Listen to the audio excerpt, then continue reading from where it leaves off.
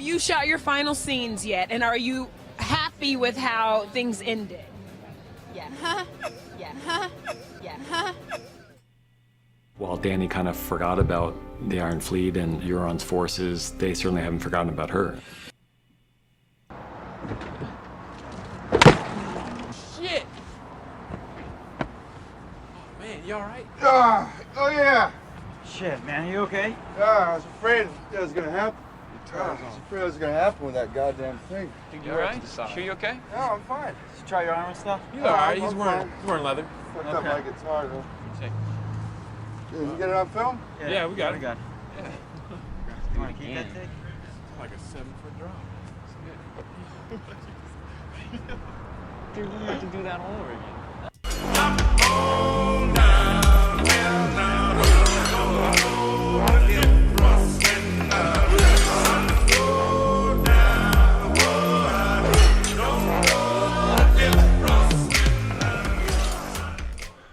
Welcome to your daily dose of rotten glory. I'm your host, Ty Gorton. Today we're going to be speaking about the battle for supremacy between entertainment streaming services. This war has officially gotten bloody, and make no mistake about it, the fans will suffer the most. Netflix signs Game of Thrones showrunners David Benioff and D.B. Weiss for massive overall deal. The duo will write, produce, and direct new movies and TV shows for the streaming giant. The deal is valued at $200 million, according to Hollywood Reporter. Now, I've heard as high as $250, even $300 million. Doesn't really matter. The fact is that these two guys have been rewarded with at least a $200 million deal for tanking one of the most beloved TV series of all time. And many are left scratching their head as to why Netflix would offer such a deal to two guys who seem completely incompetent. I mean, it just doesn't make any sense. But I'm gonna go into this, and I know that many of you, you already know the details about, what the mainstream has covered about D&D. But trust me, I'm gonna go somewhere that I don't think anybody else has gone. So stick with me. Game of Thrones showrunners quit Star Wars trilogy to work on Netflix projects. There are only so many hours in the day, and we felt we could not do justice to both Star Wars and Netflix projects. So we are regretfully stepping away. Yeah, this is boring. This is like, PR 101. It's a non-statement. They just didn't have enough time. They didn't have enough time in the day to work on Star Wars and Netflix projects. The thing is, Disney and Lucasfilm were so confident that these guys were a lock. They had announced release dates for the trilogy series for these guys. They had actually put dates. They had attached dates to these films, and they walked away. Now, granted, Star Wars isn't what it used to be under Kathleen Kennedy, and especially after Rian Johnson's The Last Jedi. Understandably, this is a franchise that is hurting. It's in its death throes. But still, as a creator, to walk away from Disney and Star Wars is no small thing. And these two guys did it.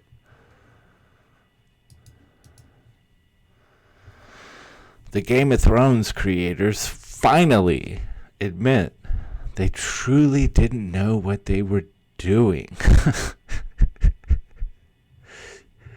Oh, man. Okay. So this is this is a planned PR statement. This isn't like, they didn't get, it wasn't some secret recording and then they were talking to somebody behind the scenes and they admitted they had no, this was what they put forth. They basically said, yeah, we had no idea what we were doing and we're incompetent. This was their intentional PR move. Why? If this is the good, this is the better alternative. That means what we have to ask ourselves is what's really going on here. If this is what they want you to believe, and there's a lot of meat to it. I mean, people are going to accept this because nobody wants to look bad. Nobody wants to admit that they just didn't know what they were doing. So this is very believable. This feels genuine. It feels authentic. People are going to latch onto it. It's going to be made fun of. And people aren't really going to think beyond it. No. I'm not buying it. If this is what they're putting forward intentionally, it means that it's there to mask something. It's there to mask something worse. Okay? Game of Thrones creators D&D told reporters before the series finale that they intended to spend the final moments of the show that had occupied a decade of their lives very drunk and far away from the internet. I mean, I guess you could argue that, it's a long-running series and they're nervous about fan reaction. They're not sure. Of course, they're not sure how fans are going to. No, I'm not. This isn't legitimate. These guys knew that a colossal amount of hate was about to rain down upon their faces, and the internet did not disappoint. There are hundreds of hours of videos on YouTube just trashing season 8. I mean, it's unprecedented how thoroughly this thing has been torn apart. It's been memed into absurdity. Okay. Wake of the final season that was so controversial that it found more than 1.75 million fans signing a petition to remake the season with competent writers. Okay, this was a failure that had not been, it has never been achieved. For something to go from being so great, so beloved, to being so just thoroughly hated and despised by fans. I mean, this was quite a feat. The duo faced fans at an Austin Film Festival panel Saturday, and judging by reports from attendees, it did not go well. Twitter user for Aria live tweeted the showrunner's remarks. David is describing the pre-meeting with George R.R. Martin, who was questioning their bona fides. And we didn't have any. We had never done TV, and we didn't have any. We don't know why he trusted us with his life's work. Now, I mean, I would argue that Martin chose D&D because they didn't have television experience. I think what he recognized is these two guys were ambitious, they were hungry, they were going to be willing to go out on a limb and try things that a more experienced team or individual would not try, just because they didn't know any better. They were going to go big. And also, because they lacked experience, they were going to rely very heavily on the source material. As a novelist, as a writer who's created this epic world, this epic fantasy world, of course, I mean that's a plus. You're gonna want them to be completely reliant on the source material, and if you look at the first 4 seasons of Game of Thrones, it's clear you can read the books and just it's a transfer. It's almost a direct transfer. The dialogue, the interactions, the character development. These guys were using the books as a blueprint, and the first 4 seasons are absolutely phenomenal. They're incredible. The problem is, the incredible success of the show. They started getting all this attention. Perhaps there was an ego problem. And then, of course, the competitors. You've got Amazon, Netflix, the soon-to-be Disney Plus. They're looking at this going, we've got to get these guys. They started being courted. Now, I don't think we'll ever know. I don't think we can know how early D&D were being courted by other streaming services and competitors to HBO. But I would think as early as season 5, for sure. Deals were already being put on the table. Their attention was starting to be pulled away from Game of Thrones. They were starting to look at their next big pie, which is probably substantially bigger than, of course, 2 newbies were offered initially by HBO. So their attention was starting to get divided. Okay. And here's, there's something is so colossally obvious to everyone. Anyone who spent any time watching television series, if you think about any television series you can think of, when there is a death of a major character in a long-running television series, that's an event. It's a big event. It's a big deal. Okay. So look at this catalog of characters here. Okay. And this is what happened. Call, bang, fuck, I'm dead. There's one. Call, bang, fuck, I'm dead. There's okay. So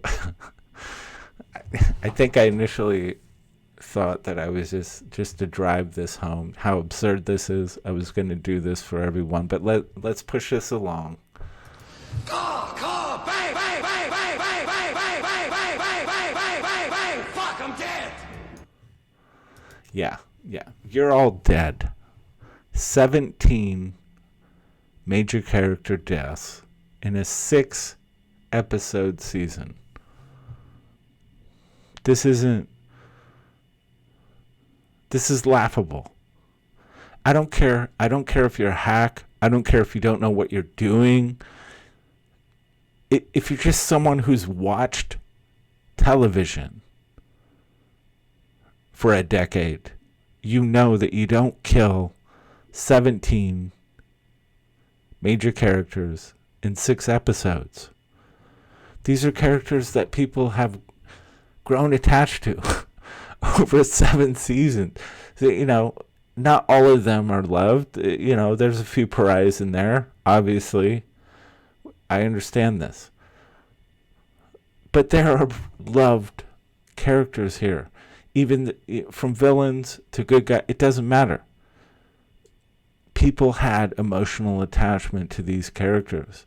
When you kill off 17 characters that quickly. There's no way you can do justice to these deaths. They're not set up properly. There's no possible way to do it respectfully to the fans, to the people who are attached to these characters. It is not possible. Okay? This is, what more evidence do you need? Okay? And this is the point that I'm getting to here. So this is what I want to ultimately talk about. And okay, I want to go back to this real quick. I want to go back to this quote. So Game of Thrones creators D&D told reporters before the series finale that they intended to spend the final moments of the show that had occupied a decade of their lives very drunk and far away from the internet. They said this. And what does that mean? What does that mean? They weren't just nervous about how it would be received. It wasn't just a natural, I hope that people like it. No.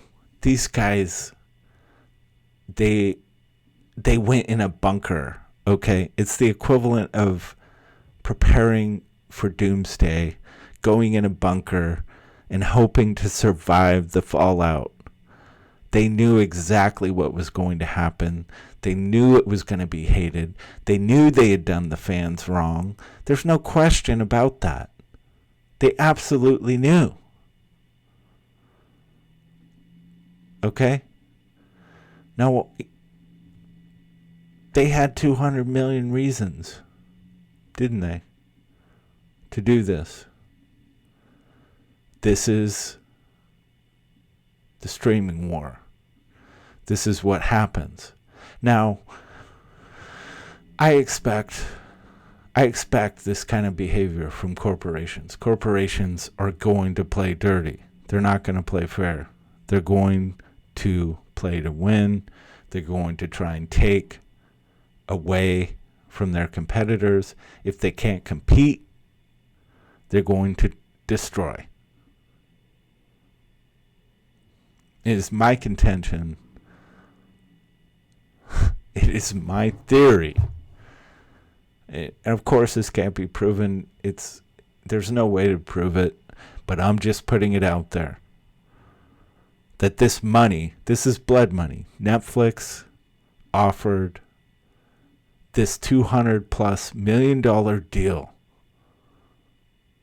Not just to gain two guys that they thought were brilliant that could craft hit series or films for them. No. They paid that money to hurt their competitors. Okay? They destroyed one of the most watched, successful series in television history for HBO. Destroyed it. They've already canceled one of the prequels that were planned for Game of Thrones. And it doesn't matter what they say the reason is. There could be any number of reasons. It's all PR. Nobody wants to watch a prequel to something that's already ruined. I don't have any interest in it. The end result of Game of Thrones is already, it's tainted. It can't be fixed. It's set in stone. In terms of the cinematic history, it's done. It's not a reflection on Martin's work. I bought the books because I was so upset about season 8. I'm like, okay, now I have to read the books. I want to know how this ends. Hopefully the man finishes the work so I can get an actual ending, one that doesn't piss me off. But the show is ruined. Game of Thrones is trash. You can't do a prequel. No prequel is going to work. Nobody wants to watch it anymore. It's ruined. It's a bad vibe. So, did Netflix make a good investment? They hurt HBO. And subsequently, Lucasfilm, Disney Plus stands to be the biggest competitor Netflix has ever seen. They humiliated them. When these guys walked away from Star Wars and Disney, that's humiliating. Does it do long-term damage? I don't know. The Disney Star Wars movie franchise it's a corpse. It's dead. Now, The Mandalorian has a lot of, there's a lot of hype behind it. There's a lot of energy there. It seems like, people might sign up for Disney Plus just to check out The Mandalorian. I think that's a mistake based on the track record. They're going to find a way to inject it with politics we don't want. The fact remains, these guys did irreparable harm to HBO. They killed a major franchise, a major breadwinner, subscribe cow for HBO. Netflix did that. These are the streaming wars. This is what's going on. And it harkens back to the old, the early days of Hollywood when there were studio exclusives. You were an actor, you signed a contract with Paramount or Warner Brothers, and you did a 6-film deal with them.